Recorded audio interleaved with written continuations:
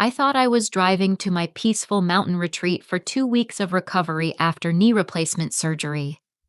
After 8 grueling hours on Interstate 25, winding through Colorado's autumn landscape, I finally reached my sanctuary in Breckenridge. But instead of the dark, quiet house, I expected bright lights blazed from every window. 3 unfamiliar cars crowded my circular driveway. My hands trembled as I approached the front door with my key, only to discover my son Marcus' daughter-in-law Crystal and her parents had completely moved in. When Crystal spotted me through the bay window, she stormed outside screaming that I was an old intruder threatening to call police. I calmly replied she should go ahead and make that call if she dared. Standing on my own front porch at 71 years old, watching my daughter-in-law's face twist with rage, I felt like I'd stepped into someone else's nightmare. But this was my reality, and I needed to understand how we'd reached this point. Let me take you back to the beginning. My name is Susanna, and I spent 43 years as a high school principal in Denver saving every penny I could. When my beloved husband Robert died of a massive heart attack 2 years ago, I was 59 and suddenly navigating life alone for the first time since I was 22. Robert's death came without warning while he was mowing our suburban lawn on a Saturday morning. Marcus was only 16 then, and I raised him as a single mother through his remaining high school years, college, and into adulthood. 5 years ago, before Robert's death, we purchased this mountain house as our retirement dream. The 2-story cedar cabin sits on 3 acres of pristine Colorado wilderness, surrounded by towering pine trees and overlooking a crystal-clear stream. We paid $450,000 cash money we'd saved through decades of careful budgeting and sacrifice. After Robert passed, this place became my sanctuary, where I could feel his presence in every room we'd planned together. Marcus married Crystal 3 years ago in what seemed like a whirlwind romance. At 28, Crystal was beautiful in that polished, high-maintenance way that required constant attention and expensive upkeep. From the moment I met her, something felt off. She had this way of answering questions Robert asked Marcus, speaking for him, as if he couldn't form his own thoughts. During their engagement, she gradually isolated him from his longtime friends, claiming they were immature and holding him back from his potential. Crystal had never held a steady job, bouncing from retail positions to failed attempts at selling cosmetics and jewelry through social media. She always had grand plans for business ventures that required startup money, but never seemed to materialize into actual income. Meanwhile, Marcus worked double shifts at his automotive repair shop to support her spending habits and constant emergencies. Her parents, Frank and Diane, were cut from the same cloth. Frank was a heavy-set man in his 50s who'd declared bankruptcy twice, once after a failed restaurant venture and again following a disastrous real estate investment scheme. Diane was a thin, nervous woman who spoke in a perpetually whining tone about how unfair life had treated their family. Together, they'd raised Crystal to believe the world owed her everything simply for existing. The manipulation started subtly. Crystal would make comments about how I seemed forgetful or confused during family dinners. She'd interrupt conversations to clarify things I'd said, implying I'd misstated facts or gotten details wrong. When I'd correct her, she'd smile sweetly and pat my hand, saying something like, "Of course, dear. Whatever you think you remember." Marcus, who'd always been a mama's boy, began questioning whether his loyalty should shift to his new wife. Crystal convinced Marcus that I was becoming controlling and old-fashioned in my thinking. She planted seeds of doubt about my mental state, suggesting I was having trouble managing my finances and household responsibilities. She'd call him with fabricated emergencies, claiming I'd phoned her crying and confused about where I was or what I was doing. These lies created a narrative that I was declining mentally and needed their intervention. 3 weeks ago, I had knee replacement surgery at Presbyterian St. Joseph Hospital in Denver. The procedure went smoothly, but recovery required rest and physical therapy. I told Marcus I planned to spend 2 weeks at the mountain house where the quiet environment and clean air would help me heal. Crystal immediately seized on this as evidence of my deteriorating judgment, telling Marcus that a woman my age had no business isolating herself in a remote location while recovering from major surgery. Now standing in my driveway at 9:30 on a Wednesday evening, I watched Crystal pace back and forth on my front porch like a caged animal. She wore expensive designer jeans and a cashmere sweater that probably cost more than most people's monthly grocery budget.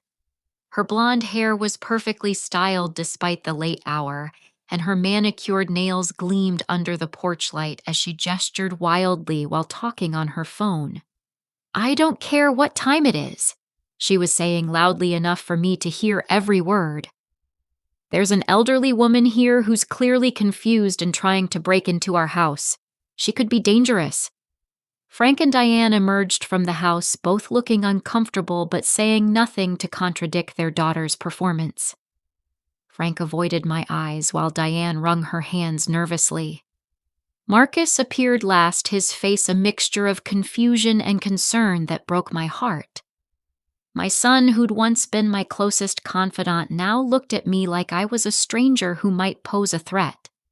"Mom, what are you doing here?" Marcus asked, his voice gentle but wary. "Crystal said you called yesterday completely disoriented, asking where you were. We rushed up here because the neighbors reported suspicious activity around the house." I felt the first stirring of real anger. Crystal had orchestrated this entire scenario, but she'd made one crucial mistake. She'd underestimated me. Crystal ended her phone call and approached me with a folder of official-looking documents.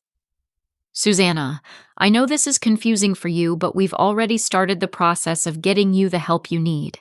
Adult Protective Services will be here in the morning to conduct an evaluation. We've documented several incidents of concerning behavior, and your doctor agrees that supervised living arrangements might be necessary." The twist that changed everything was realizing this wasn't a spontaneous intervention. Crystal had been planning this for months, systematically building a case to have me declared mentally incompetent. The papers in her hand weren't just recommendations. They were the beginning of a legal strategy to steal everything I'd worked for my entire life.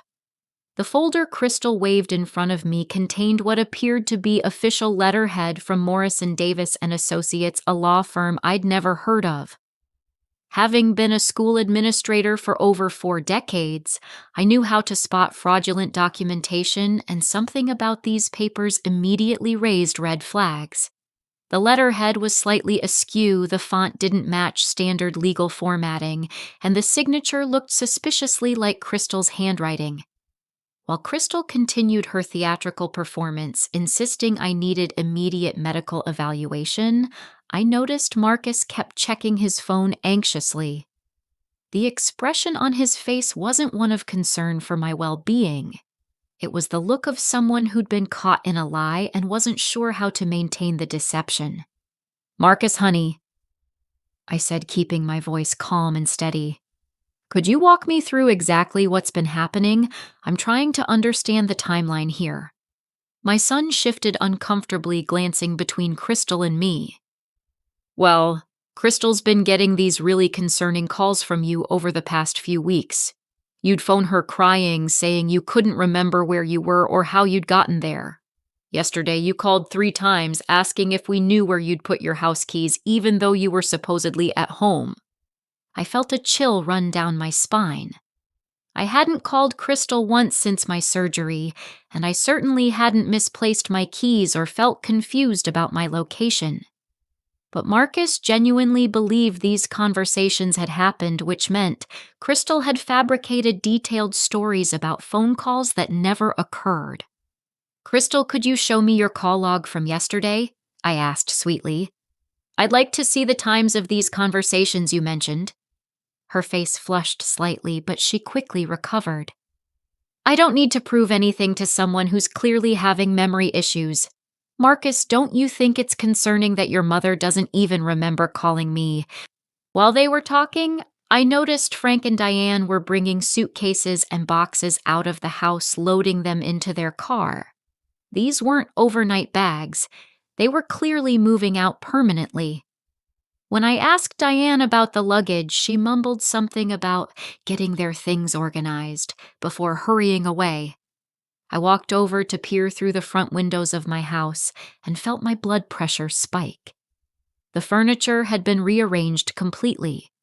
My grandmother's antique dining set was gone, replaced with cheap particle board furniture I'd never seen before. The family photos that usually line the mantelpiece had been removed, and in their place were pictures of Crystal's family posing in front of various vacation destinations. "Crystal, where is my grandmother's dining room set?" I asked, trying to keep my voice level. "What dining set?" she replied with practiced innocence. "You must be thinking of something from your Denver house. There's never been antique furniture here." That was when I knew for certain this was a calculated scheme. My grandmother's mahogany table and chairs had been the centerpiece of this house since the day we'd moved in. The set was worth at least $15,000, and it had been in my family for 3 generations. Crystal had either sold it or moved it to storage gambling that I wouldn't remember it had been here. I excused myself to use the bathroom, but instead I went to the master bedroom to check on other valuables. My jewelry box was empty except for a few worthless costume pieces. My mother's pearl necklace worth over $8,000 was gone. The gold watch Robert had given me for our 25th anniversary had vanished.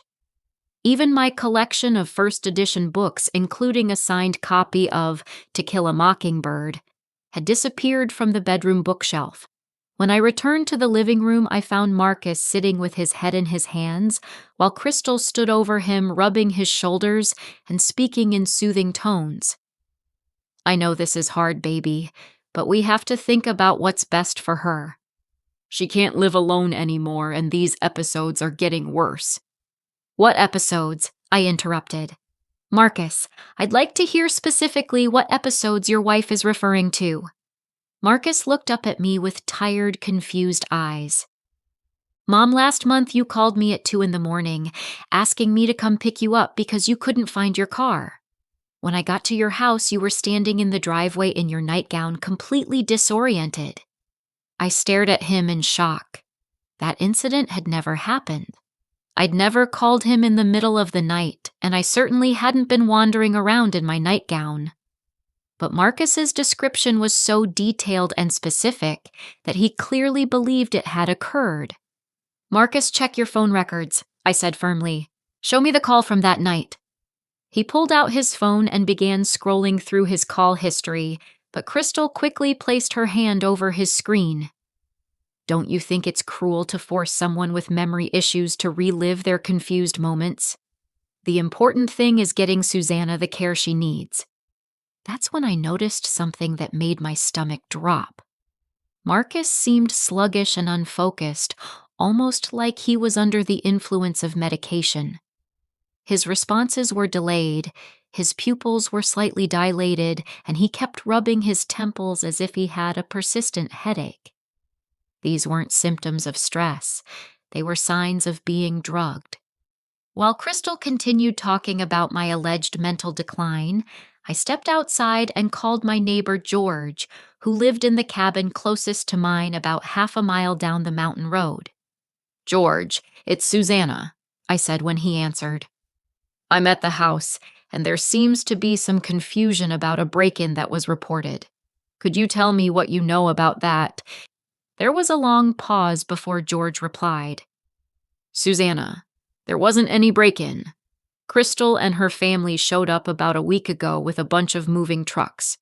They told me you'd given them permission to stay at the house while you were in the hospital and that you were too sick to come up yourself." I thought it was a little odd, but they seem to know all about your surgery and your plans." My heart began pounding as the full scope of Crystal's deception became clear. She hadn't just lied about phone calls and emergency situations. She'd been planning this takeover for weeks, possibly months. She'd researched my surgery schedule, my recovery timeline, and my usual patterns of communication with neighbors. "George, they told you I was in the hospital," I asked. "Yeah. Crystal said you'd had complications from your knee surgery and were going to be in intensive care for at least a month. She showed me what looked like medical documents saying you might not be able to live independently anymore." When I hung up the phone, I realized the true magnitude of what I was dealing with. This wasn't a family misunderstanding or even simple greed. Crystal had orchestrated an elaborate fraud designed to steal my property, my assets, and my independence. She'd been methodically building a case for my incompetency while positioning herself and her family as my caretakers and eventual heirs. The climactic twist that changed everything was discovering that Crystal had planted hidden recording devices throughout my house. While everyone was distracted with the argument on the front porch, I'd noticed a small electronic device tucked behind a picture frame in the hallway.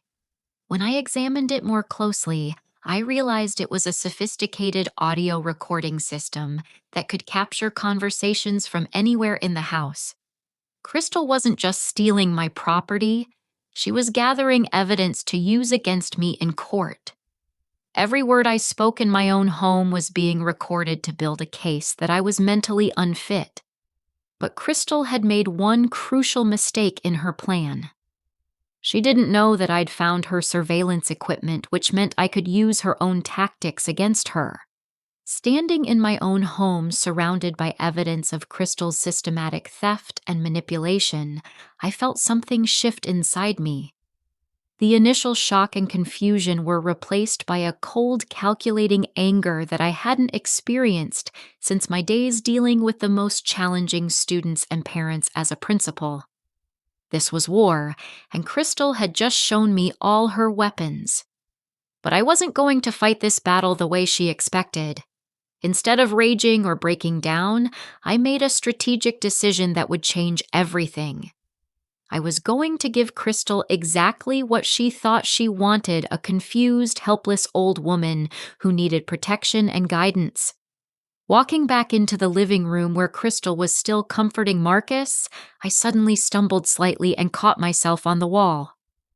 "Oh my," I said, blinking in confusion. "I'm feeling a little lightheaded." "Crystal, dear, maybe you could help me understand what's happening here. I'm having trouble following everything." The change in Crystal's demeanor was immediate and telling. Her fake concern was replaced by barely concealed satisfaction as she rushed to help me to a chair. "Of course, Susanna. You just rest while we take care of everything. You don't need to worry about any of this complicated legal stuff." Over the next hour, I played the role of a bewildered elderly woman while carefully observing everything happening around me. Crystal brought me tea that tasted slightly bitter, confirming my suspicion that she was drugging Marcus, and now trying the same tactic on me. I pretended to drink it while actually pouring most of it into a potted plant, when no one was looking. Frank and Diane continued moving items out of the house, and I realized they weren't just taking my belongings, they were removing evidence of their presence. The cheap furniture they'd brought in was being loaded back into their truck, along with boxes of my valuables that they'd clearly been storing in preparation for this moment. "Crystal, honey," I said in a slightly wavering voice, "could you help me understand these papers you mentioned? I want to do what's best for everyone, but I'm having trouble reading the small print." She practically purred with satisfaction as she sat beside me and began explaining how she'd been working with lawyers and doctors to ensure I received proper care. According to her fabricated story, my own physician had recommended immediate evaluation for dementia, and Adult Protective Services had already opened a case file based on reports from concerned family members. The important thing is that Marcus and I can take care of the house and your finances while you get the help you need," she said, patting my hand condescendingly. "We've already spoken with a lovely assisted living facility in Denver that specializes in memory care. They have an opening available next week." While Crystal talked, I was mentally cataloging every lie and documenting every detail that could be used as evidence later. But I needed professional help to build a case that would stand up in court. I excused myself to use the bathroom again and quickly called my attorney, Patricia Hoffman, who'd handled Robert's estate planning and my personal legal affairs for over 15 years. "Patricia, I need your help urgently," I whispered into the phone. "I'm at my mountain house, and my daughter-in-law has orchestrated an elaborate fraud to have me declared incompetent. She's forged documents, stolen my property, and is planning to have me committed to memory care." Patricia's response was immediate and professional. "Don't say another word over the phone, Susanna. I'm driving to Breckenridge tonight with our investigator and a court reporter. Continue acting confused and compliant, but document everything you can safely observe. We're going to build a criminal case for elder abuse, fraud, and conspiracy."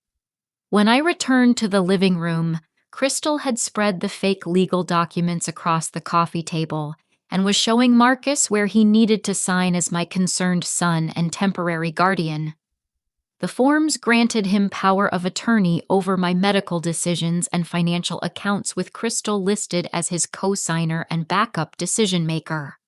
"Mom, I really think this is for the best," Marcus said, though he still looked confused and drugged. "Crystal's been researching the best facilities, and this place sounds perfect for someone in your condition. They have activities and nursing staff available around the clock." I nodded slowly, as if trying to process information that was too complex for my declining mental state. "If you think that's best, dear. I just want to make sure everyone's taken care of. But could we wait until morning to sign anything? I'm feeling very tired, and I'd like to sleep in my own bed one more time." Crystal's eyes flashed with annoyance, but she quickly masked it with false compassion. "Of course, Susanna. We want you to feel comfortable with these decisions. Why don't you get some rest, and we'll take care of all the paperwork in the morning." As I headed upstairs to the master bedroom, I overheard Crystal talking quietly to her parents in the kitchen. "The old bat is finally cracking. By tomorrow afternoon, she'll be locked up in memory care, and we'll have full control of the property. Frank, make sure you've transferred everything valuable to the storage unit. I don't want any loose ends when the evaluators arrive." Lying in my own bed that night, I felt a mix of rage and determination that fueled my planning. Crystal thought she was dealing with a weak, confused old woman who could be easily manipulated and discarded. She had no idea that she'd just declared war on someone who'd spent 4 decades outsmarting teenagers, outmaneuvering difficult parents, and managing complex administrative crises. Throughout the night, I heard Crystal and her family moving around the house, making phone calls, and finalizing their plans. They were so confident in their scheme that they weren't even trying to be quiet. Crystal called someone she referred to as the doctor and confirmed an appointment for me the following afternoon. She also spoke with someone about preparing the paperwork for my admission to the memory care facility. But the most damning conversation I overheard was Crystal talking to Marcus about their future plans. "Once we get control of her assets, we can pay off all our debts and finally start living the life we deserve. The mountain house alone is worth at least $600,000 now, and that's not counting her retirement accounts or the life insurance money she got when your father died." Marcus's response chilled me to the bone. "I feel terrible about lying to her, but you're right that she can't manage everything on her own anymore. Maybe this is the kindest thing to do." My own son genuinely believed that committing me to memory care against my will was an act of mercy. Crystal had so thoroughly poisoned his mind and clouded his judgment that he couldn't see the truth even when it was right in front of him. The climactic twist that would change the entire trajectory of this situation came when I discovered that Crystal wasn't just planning to steal my assets, she was planning to kill me.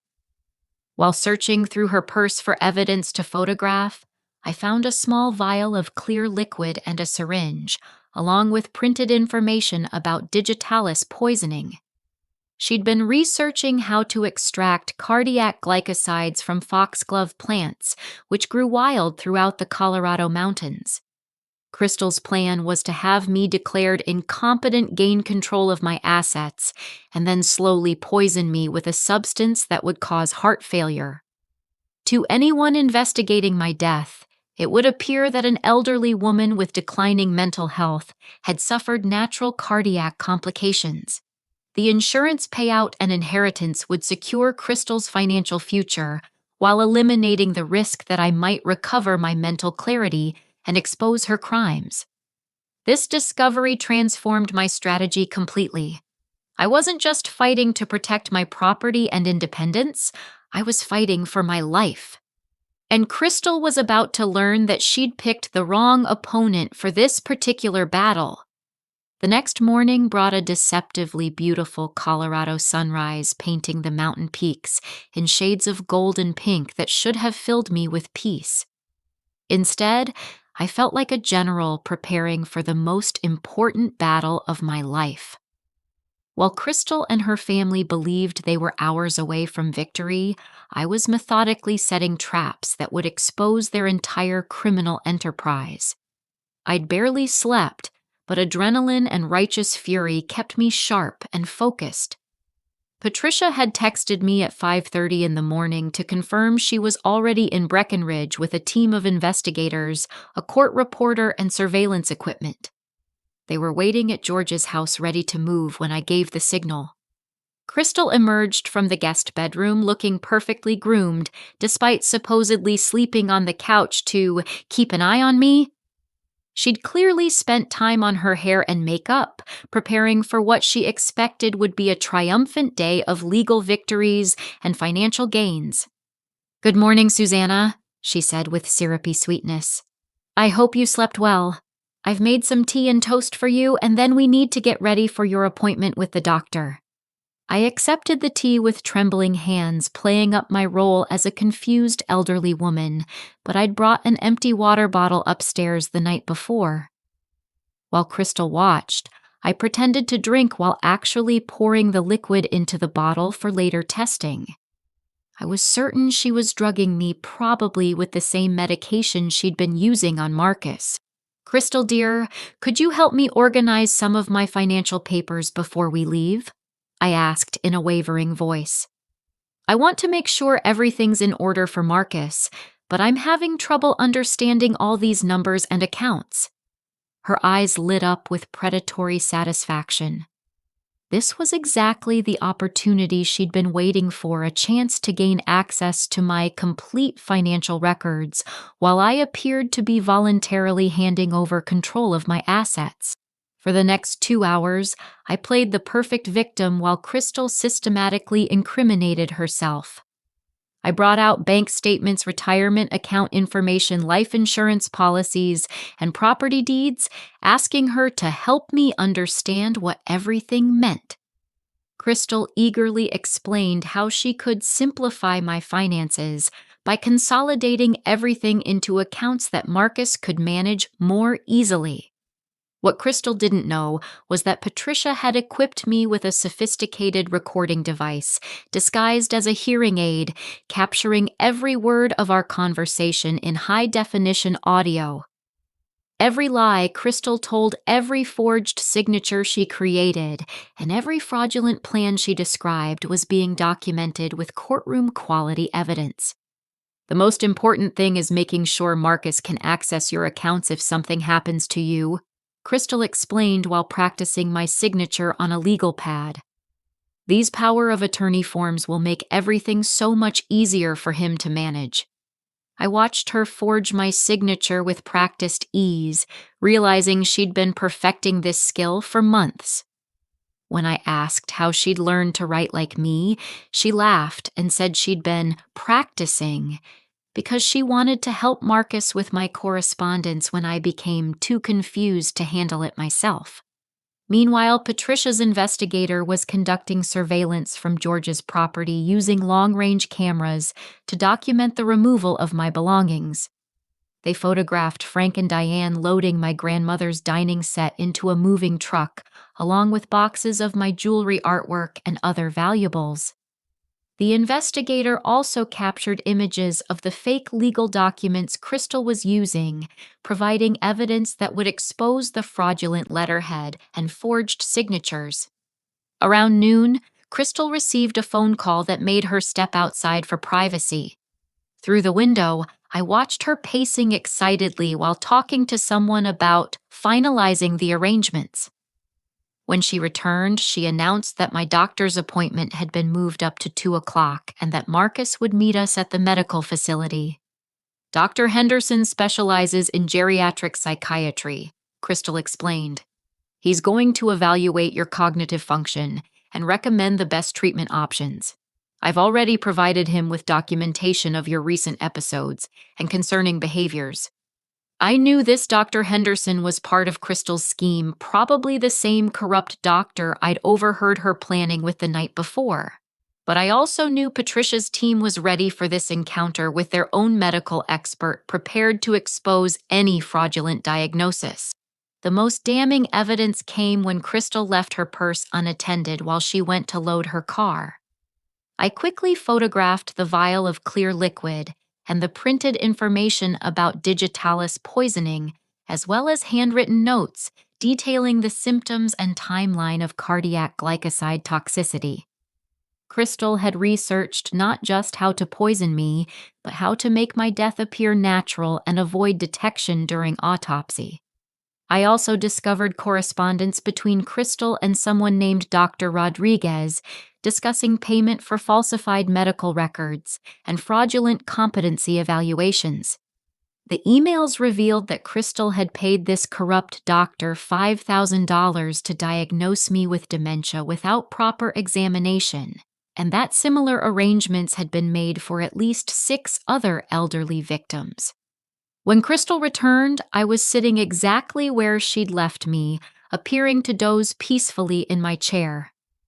She had no idea that I'd just gathered enough evidence to destroy her life and expose a much larger criminal conspiracy targeting vulnerable seniors throughout Colorado. The drive to the medical facility was surreal. Crystal kept up a constant stream of reassuring chatter about how the doctor would help me feel less confused and anxious. She described the memory care facility as a beautiful place where I could make new friends and enjoy activities designed for people with my condition. What she was really describing was my prison, a place where I would be sedated and isolated, while she systematically stole everything I'd worked for my entire life. But Crystal's confidence was about to become her downfall because she'd made one critical error in her planning. She'd underestimated her opponent. As we pulled into the medical building parking lot, I saw Patricia's car waiting in the distance, along with several other vehicles I didn't recognize. The trap was set, the evidence was gathered, and Crystal was about to walk into the most devastating surprise of her criminal career. The climactic twist that would seal Crystal's fate came when she handed me a bottle of water for the drive, insisting I needed to stay hydrated before my evaluation. I pretended to drink it while actually collecting another sample of her drugged beverages. But more importantly, I noticed her phone buzzing with text messages from someone listed in her contacts as Partner A. When Crystal stepped out of the car to take a call, I quickly read the messages and felt my blood run cold. Crystal wasn't working alone in this elder abuse scheme. She was part of an organized criminal network that had been targeting wealthy seniors across multiple states using the same playbook of fake medical evaluations, fraudulent guardianship proceedings, and systematic asset theft. The message thread revealed that Crystal had already identified 3 additional victims in the Denver area, and that her partners were preparing similar operations against a retired judge, a former bank president, and a wealthy widow who owned several rental properties. I wasn't just fighting for my own freedom and assets. I was potentially saving other seniors from the same fate. This discovery transformed my mission from personal revenge to a moral crusade that would expose an entire criminal enterprise and protect countless other vulnerable adults from becoming victims of this sophisticated fraud. Walking into Dr. Henderson's office felt like entering the lion's den, but I wasn't the helpless prey Crystal believed me to be. I was a hunter who'd spent months tracking her quarry and was finally ready to spring the trap. Patricia's team was in position, recording equipment was active, and Crystal was about to discover that her carefully constructed web of lies was actually a noose around her own neck. Dr. Henderson turned out to be exactly what I'd expected, a disheveled man in his 50s, with the desperate look of someone who'd compromised his medical license for easy money. His office was located in a rundown strip mall sandwiched between a check-cashing store and a discount liquor shop. The medical diplomas on his wall looked freshly printed, and the examination equipment appeared to be props rather than functional medical instruments. "Mrs. Patterson," he said, without looking up from a file that clearly contained fabricated information, "I understand you've been experiencing some cognitive difficulties. Your daughter-in-law has provided extensive documentation of concerning behaviors that suggest early-stage dementia." Crystal sat beside me, radiating fake concern while she squeezed my hand. "Doctor, I'm just so worried about her safety. Yesterday, she didn't even recognize her own house and accused us of being intruders. She's been forgetting conversations and getting confused about basic things like dates and locations." What happened next was the most satisfying moment of my entire ordeal. I slowly reached into my purse and pulled out a small recording device, placing it on Dr. Henderson's desk, with a soft click that seemed to echo through the suddenly silent room. "Dr. Henderson," I said in a clear, strong voice that bore no resemblance to the confused whisper I'd been using for 2 days, "I'd like you to listen to something before you continue with this evaluation." I pressed play, and Crystal's voice filled the room. "The old bat is finally cracking. By tomorrow afternoon, she'll be locked up in memory care, and we'll have full control of the property. Frank, make sure you've transferred everything valuable to the storage unit. I don't want any loose ends when the evaluators arrive." The color drained from Crystal's face as she realized what was happening, but the recording continued with even more damaging evidence. Her conversation with Marcus about paying off debts with my assets, her phone call arranging payment for fraudulent medical records, and most damning of all, her discussion about digitalis poisoning and making my death appear natural. That's not. You can't record private conversations without consent." Crystal stammered, but her legal objection only made her sound more guilty. "Actually, Crystal," I replied calmly, "Colorado is a one-party consent state for recording, which means I can legally record any conversation I'm part of. But more importantly, recording conversations in your own home to document elder abuse and fraud is specifically protected under state law." Dr. Henderson was already reaching for his coat, clearly recognizing that his participation in this scheme had just been exposed. But before he could leave, the office door opened, and Patricia walked in, followed by 2 police detectives and an investigator from the Colorado Department of Human Services. "Dr. Henderson, please have a seat," Detective Morrison said, displaying his badge. "We have some questions about your relationship with Crystal Patterson and your involvement in fraudulent competency evaluations." The next hour was a masterclass in how quickly a criminal conspiracy can unravel when confronted with overwhelming evidence. Patricia had brought boxes of documentation, including bank records showing Crystal's theft of over $12,000 from my account's photographs of my stolen property being moved to a storage facility and correspondence between Crystal and Dr. Henderson, arranging payment for false diagnoses. But the most devastating evidence was the digital trail of Crystal's elder abuse network.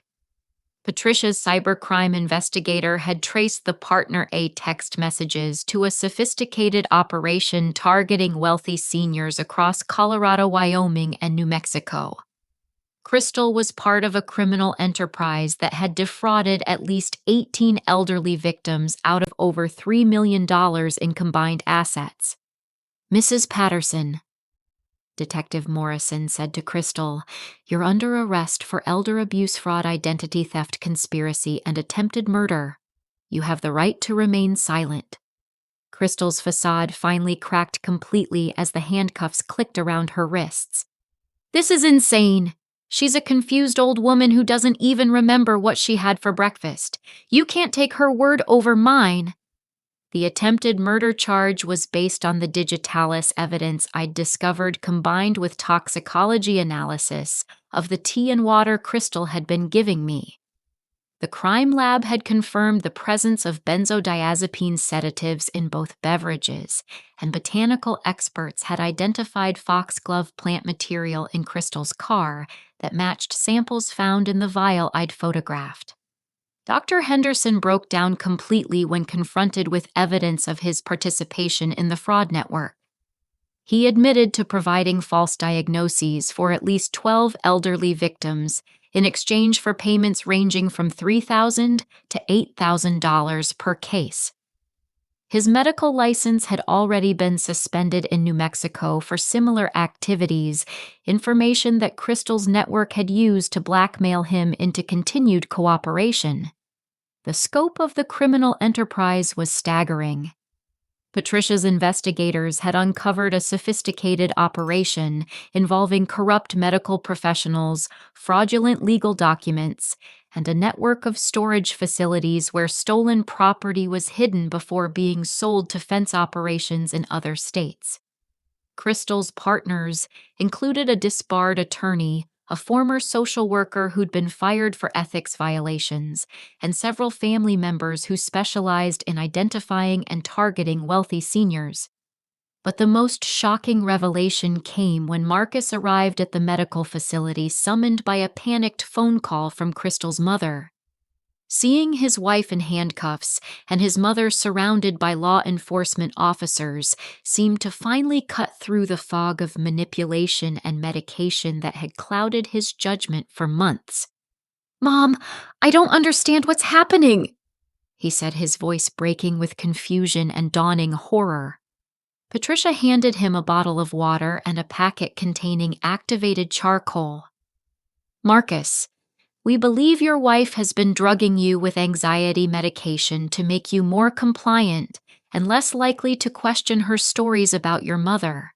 This will help clear the drugs from your system, and then we'll explain everything." Over the next 2 hours, Marcus listened in stunned silence as the full scope of Crystal's deception was revealed.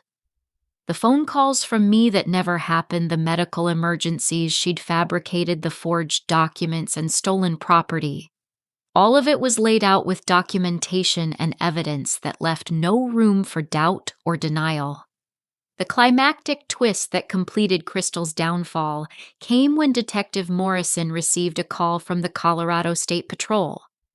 Frank and Diane had been arrested while attempting to cross into Utah with a moving truck full of stolen property from multiple victims. Their arrest had led to the discovery of 3 storage facilities containing over $200,000 worth of stolen artwork, jewelry, furniture, and electronics from elderly victims across the Mountain West region. "Your wife wasn't just planning to steal from your mother," Detective Morrison told Marcus. "She was part of a criminal organization that's been systematically targeting and defrauding elderly people for over 3 years. Your mother's investigation and evidence gathering has helped us break up the entire network." As Crystal was led away in handcuffs, she turned back with one final desperate attempt at manipulation. "Marcus, you know how confused she gets. Don't let them turn you against your own wife. Think about our future together." But Marcus was already removing his wedding ring, the physical act of separation marking his recognition that the woman he'd married was a stranger who'd used him as a weapon against his own mother. The drugs were clearing from his system. His memories were becoming clearer, and the guilt of what he'd almost participated in was beginning to settle over him like a heavy blanket. The revelation phase was complete. Crystal's world had collapsed exactly as I'd promised it would, but the true satisfaction wasn't in her arrest or public humiliation. It was in knowing that her criminal network had been exposed, that future victims would be protected, and that justice would finally be served for all the elderly people who'd suffered at the hands of these predators. The wheels of justice turned with surprising speed once the full scope of Crystal's criminal enterprise was exposed. Within 72 hours of her arrest, the district attorney's office had filed a 47-page indictment that read like a handbook on elder abuse and organized fraud. The charges against Crystal alone included 23 felony counts, with potential sentences that could keep her imprisoned for the rest of her natural life. Patricia's law firm worked around the clock to coordinate with law enforcement agencies across 5 states, as the investigation revealed victims from Colorado to California. The elder abuse network that Crystal had been part of was far more extensive than anyone had initially realized, with tentacles reaching into retirement communities, medical facilities, and legal offices throughout the Mountain West region. The first major breakthrough came when Frank and Diane agreed to cooperate with prosecutors in exchange for reduced sentences. Faced with overwhelming evidence and the prospect of dying in prison, Crystal's parents provided detailed information about the network's operations, including the names of corrupt professionals, the locations of additional storage facilities, and the methods used to identify and target wealthy seniors. "Your mother-in-law was a particularly attractive target," Detective Morrison explained to Marcus during one of several interviews. Crystal's network looked for recently widowed women with substantial assets, minimal family oversight, and trusting personalities. They'd spend months building relationships and gathering intelligence before launching their fraudulent guardianship schemes. Dr. Henderson's cooperation proved even more valuable to prosecutors. His records revealed that he'd provided fraudulent diagnoses for 38 elderly victims across 4 states, generating over $200,000 in illegal income for himself, while enabling the theft of millions in victim assets. His detailed notes included victim profiles, family dynamics, and strategic recommendations for manipulating family members into supporting fraudulent incompetency proceedings. The corrupt medical professional had kept meticulous records of his criminal activities, apparently believing that his involvement was limited to providing diagnoses and that he wouldn't be held responsible for the subsequent theft and abuse. His files became a roadmap that led investigators to dozens of additional victims and several other criminal networks operating similar schemes. Marcus voluntarily submitted to questioning and drug testing that confirmed Crystal had been medicating him with lorazepam for at least 8 months. The anxiety medication had been administered in gradually increasing doses through his morning coffee, making him progressively more compliant and less capable of critical thinking about Crystal's increasingly outrageous claims regarding my mental state. "I feel like I've been living in a fog," Marcus told the investigators, his voice shaking with emotion. Looking back now, I can see how she manipulated every situation, but at the time it all seemed so reasonable. She convinced me that I was being a good son by protecting my mother from herself. The financial investigation revealed that Crystal and her accomplices had stolen over $400,000 from me alone through forged checks, unauthorized account access, and fraudulent credit card charges.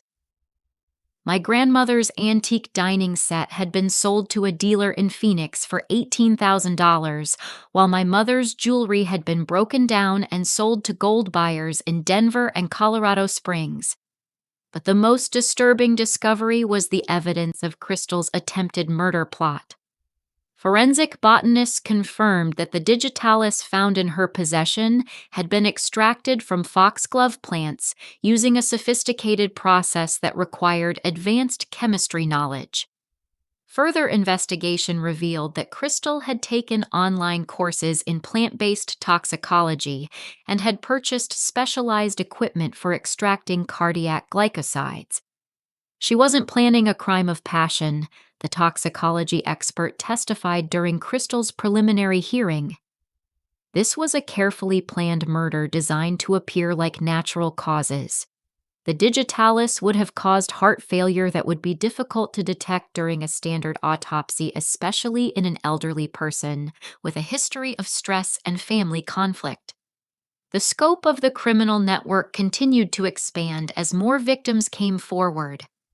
A retired federal judge in Wyoming had lost over $600,000 to a similar scheme involving fake medical diagnoses and fraudulent guardianship proceedings.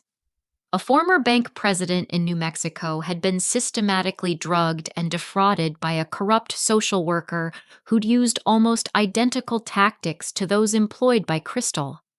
The legal proceedings moved forward with remarkable efficiency, partly because the evidence was so overwhelming, and partly because the criminal network had kept such detailed records of their activities.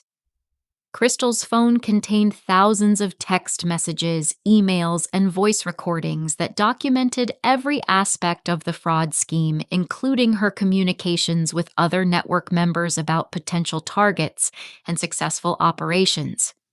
The civil litigation proceeded parallel to the criminal cases, with Patricia filing lawsuits against every individual and institution that had facilitated Crystal's crimes.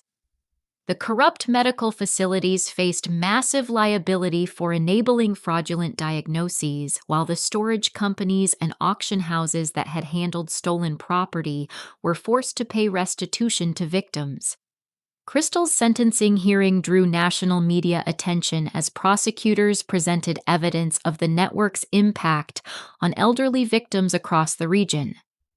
Victim impact statements filled an entire day of testimony as seniors and their families described the devastating financial and emotional consequences of the fraud schemes. The defendant and her accomplices didn't just steal money and property, victim advocate Sarah Chen told the court.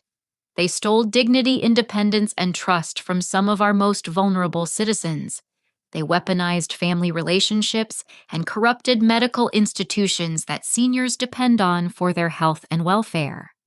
When Crystal was finally sentenced, she received 37 years in federal prison without possibility of parole for 15 years. The judge specifically noted that the attempted murder charge and the targeting of vulnerable elderly victims warranted the harshest possible sentence under federal elder abuse statutes. Frank and Diane each received 22 years in federal prison despite their cooperation with prosecutors. Dr. Henderson was sentenced to 18 years and ordered to pay over $800,000 in restitution to victims across multiple states. His medical license was permanently revoked, and he was barred from working in any healthcare capacity. The broader criminal network faced similar consequences as federal prosecutors coordinated cases across multiple jurisdictions. The disbarred attorney who'd provided fraudulent legal documents received 25 years in prison, while the corrupt social worker was sentenced to 19 years and permanent exclusion from any position involving vulnerable adults. But perhaps the most satisfying moment came during the asset forfeiture proceedings, when Crystal's luxury possessions were auctioned to pay restitution to victims. Watching her designer clothes, expensive jewelry, and luxury car being sold to compensate the people she'd defrauded provided a tangible sense of justice that no prison sentence could match. The climactic twist in the legal proceedings came when federal investigators discovered that Crystal's network was just one branch of a much larger criminal organization operating across the United States. The evidence gathered from my case became the foundation for a nationwide investigation that ultimately led to the arrest and prosecution of over 60 individuals involved in elder abuse schemes from coast to coast.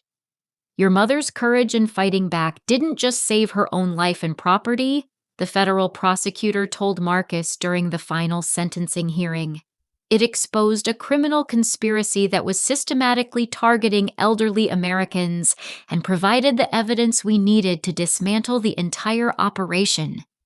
The legal phase was complete, but the healing process was just beginning. Crystal's network had been destroyed, the criminals were facing justice, and the stolen assets were being returned to victims. But the real work of rebuilding trust, repairing family relationships, and moving forward with life was still ahead of us. Sitting on my front porch 18 months later, watching the Colorado sunrise paint the mountain peaks in brilliant shades of orange and gold, I reflected on the incredible journey that had brought me to this moment of peace. The legal battles were over, the criminals were safely behind bars, and my life had been rebuilt stronger than ever before. The financial recovery had exceeded everyone's expectations. Between criminal restitution, civil lawsuit settlements, and asset forfeitures, I'd recovered over $600,000 more than Crystal had initially stolen.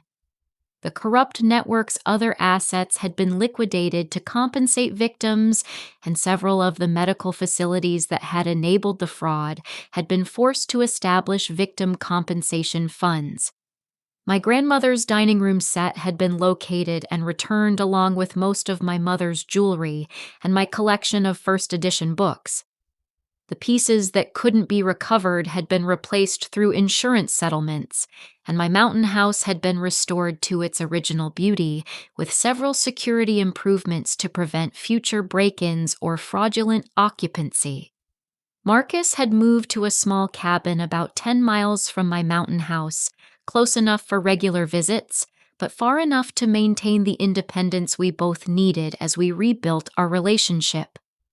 The months of therapy had helped him understand how thoroughly he'd been manipulated, and his guilt over the betrayal had gradually transformed into determination to protect other families from similar exploitation. "Mom, you saved my life as much as your own," he told me during one of our weekly dinners together. I was so deep in Crystal's web of lies that I couldn't see the truth even when it was right in front of me. "If you hadn't fought back when you did, I would have lost everything that really mattered." Marcus had started a nonprofit organization called Mountain Senior Protection that provided education and support services to elderly adults at risk of financial exploitation. His personal experience with manipulation and fraud made him uniquely qualified to identify warning signs and help families navigate the complex legal and emotional challenges of elder abuse cases. The national media attention surrounding Crystal's case had led to significant legislative changes in Colorado and several other states. New laws strengthened protections for elderly adults, increased penalties for elder abuse crimes, and required better training for medical professionals, social workers, and legal professionals who work with seniors. I'd become an unexpected advocate for elder abuse prevention, speaking at conferences, retirement communities, and law enforcement training sessions across the country. My story resonated with thousands of seniors and their families who recognized similar patterns of manipulation and financial exploitation in their own lives. The most important lesson I've learned, I always told audiences, is that age doesn't make us weak or naive. It gives us wisdom, experience, and the strength to fight back when someone tries to take advantage of us. Trust your instincts. Document everything and never be afraid to ask for help when something doesn't feel right. The legal victory had been satisfying, but the personal growth had been transformative. At 73, I'd discovered strengths and capabilities I'd never known I possessed. Fighting Crystal's criminal network had reconnected me with the investigative skills and strategic thinking I'd developed during my decades as a school administrator, reminding me that retirement didn't mean the end of my usefulness or effectiveness. My relationship with Marcus had evolved into something deeper and more honest than it had been before Crystal's manipulation. The crisis had forced us both to examine our assumptions about family loyalty, trust, and communication. We'd learn to have difficult conversations, set healthy boundaries, and support each other without enabling destructive behaviors. I understand now that protecting you doesn't mean making decisions for you, Marcus said during one of our therapy sessions together. It means making sure you have the information and support you need to make your own choices, even when I disagree with them. The mountain house had become more than just a retreat. It was a symbol of independence, resilience, and the power of fighting back against those who prey on vulnerability. I'd added a guest house where Marcus could stay during visits, and I'd begun hosting retreats for elder abuse survivors who needed a safe place to heal and plan their next steps. Patricia had become not just my attorney, but a close friend and frequent dinner companion. Her law firm had used the expertise gained from my case to develop a specialized elder abuse practice that had helped dozens of other families navigate similar crises. The legal precedents established through Crystal's prosecution had made it easier for other victims to seek justice and recover their stolen assets. You changed the entire landscape of elder abuse prosecution in this state, Patricia told me during our last legal consultation. Prosecutors now have a roadmap for building criminal cases against these fraud networks, and families have hope that they can fight back successfully. The healing process hadn't been easy or quick. The betrayal by someone I'd trusted, the violation of my home and privacy, and the realization of how close I'd come to losing everything had required months of counseling and support group participation. But the trauma had ultimately strengthened rather than weakened me, providing clarity about what really mattered and determination to protect others from similar experiences.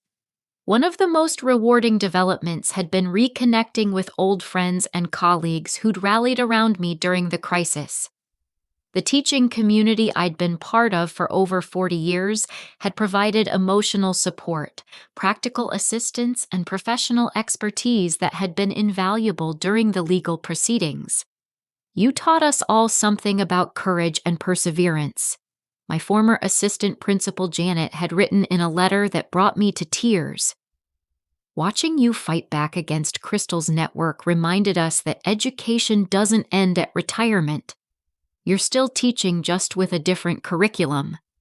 The Christmas season brought special significance as I prepared to host Marcus, his new girlfriend Sarah, and several friends for a celebration in the mountain house.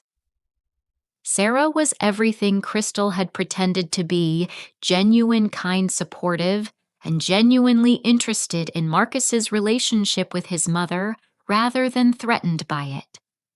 I can't imagine how difficult it must have been to fight that battle alone, Sarah told me during her first visit to the house.